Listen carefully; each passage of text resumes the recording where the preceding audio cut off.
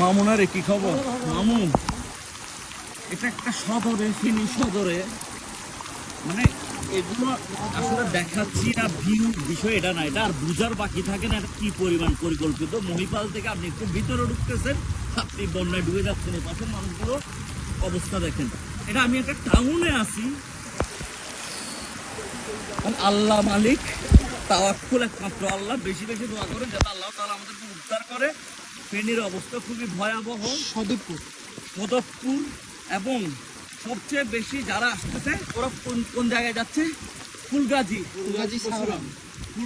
পরশুরাম ছাগলনাইয়া। কিন্তু আশেপাশে আমরা যে হাইওয়ে দিয়ে আসতেছি, আশেপাশের হাইওয়ে ডোবা, বৃষ্টিপাত বাড়তেছে। আমার কথা আপনারা কতটুকু শুনতেছেন একমাত্র আল্লাহ মালুম। আপনারা